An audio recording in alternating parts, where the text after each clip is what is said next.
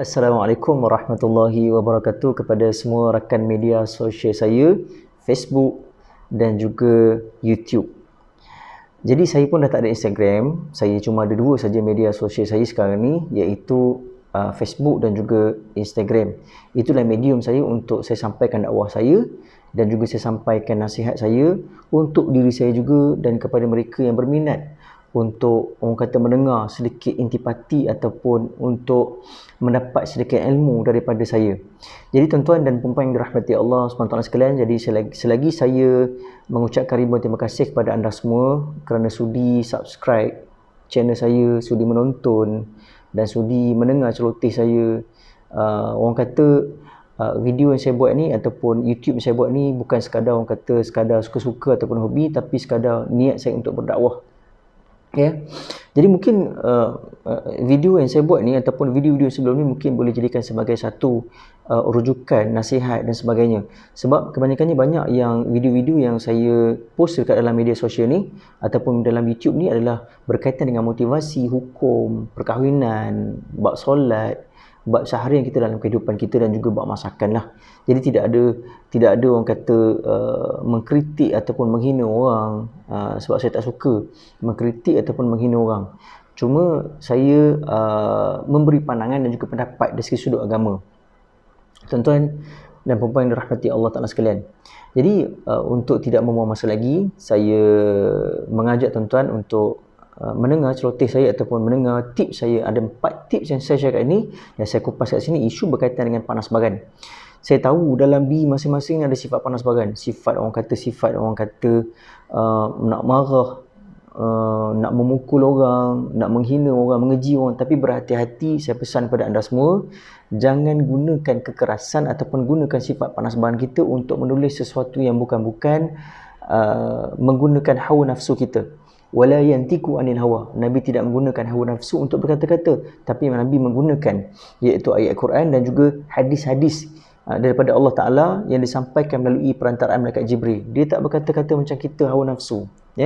Jadi untuk itu, saksikan montaj saya dan juga saksikan kupasan saya dalam bagaimana untuk menangani dan juga tips bagaimana untuk menangani sifat panas baran. Jadi insya-Allah saksikan. Assalamualaikum.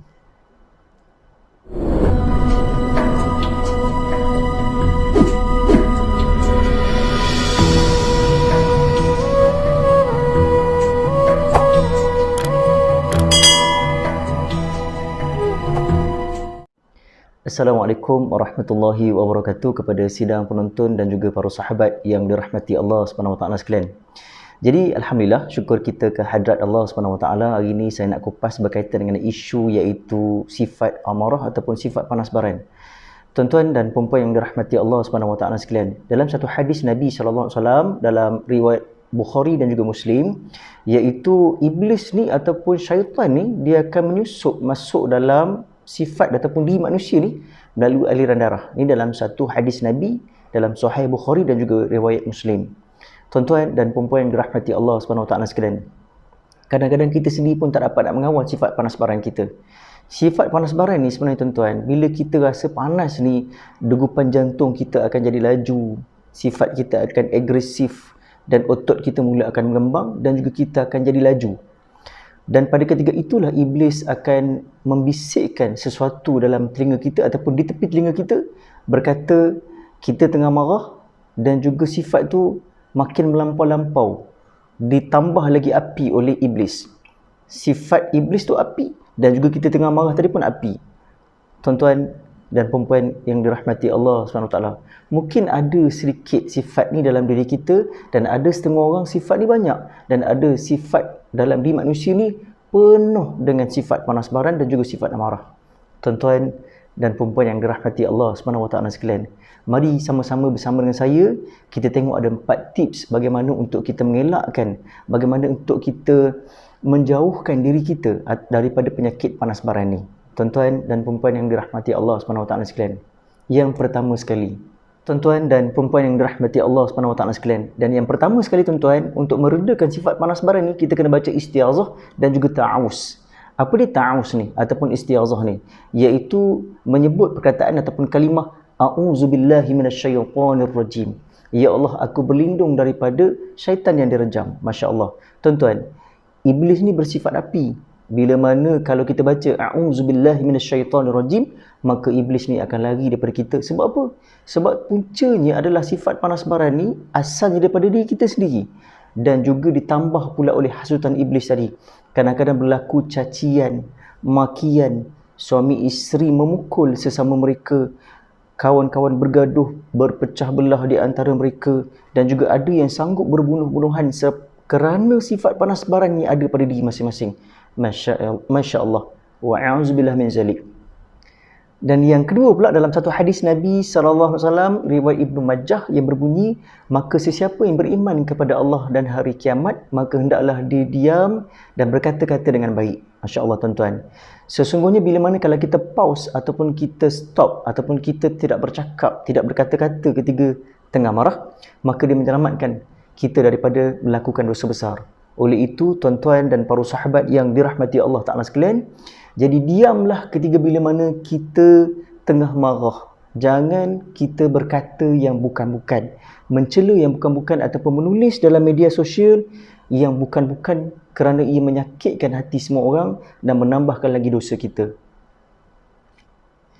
Dan yang ketiga pula tuan-tuan dan puan-puan yang dirahmati Allah Ta'ala sekalian, iaitu jika kamu tidak mampu untuk berdiri, kamu berbaring ataupun berwuduk. Kata Rasulullah SAW, iaitu dua dalam hadis ni, dalam riwayat Abu Daud, iaitu kalau sekiranya kamu tak dapat menahan diri kamu, kemarahan kamu, maka berdirilah. Jika kamu tak mampu nahan lagi, kamu duduklah. Maka jika tidak kamu menahan lagi, iaitu berbaringlah. Ni hadis riwayat Abu Daud. Kita boleh berdiri, berbaring ataupun kita boleh duduk ketika kita tengah marah. Dan yang kedua pula iaitu hadis riwayat Ahmad yang berbunyi, berwuduklah kamu sekiranya kamu tengah marah.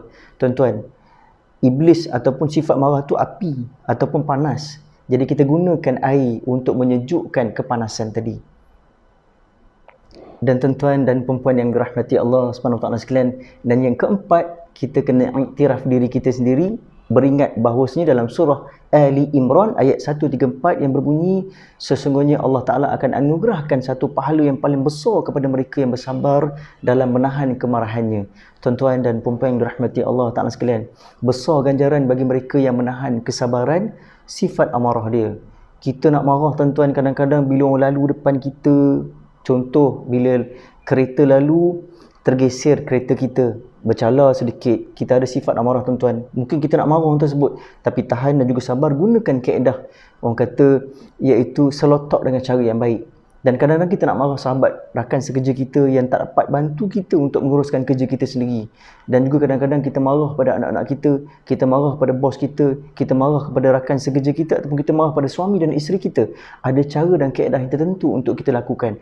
Gunakan 4 perkara tuan-tuan dan puan-puan yang dirahmati Allah SWT sekalian. Pernah berlaku dalam satu hadis Nabi SAW, iaitu ketika bila mana seorang lelaki dia marah Nabi, mana wasiat aku? Mana wasiat aku? Lalu pada ketika itu, janganlah kamu marah, kata Rasulullah SAW. Jadi lelaki tadi dia ulang balik, wasiatkan aku, mana wasiat aku?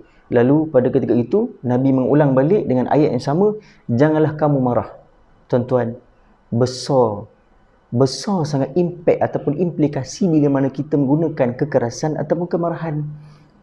Banyak cara jalan yang terbaik ataupun solusi yang terbaik yang kita boleh lakukan. Bukan sekadar kita kena marah orang ataupun kita kena gunakan kuasa kemarahan tadi. Ingat tuan-tuan, bila kita marah, maka orang akan jauh daripada kita. Wabillahi taufiq wal hidayah. Wassalamualaikum warahmatullahi wabarakatuh. InsyaAllah kita jumpa lagi untuk vlog yang akan datang, ataupun kita jumpa lagi untuk video yang akan datang.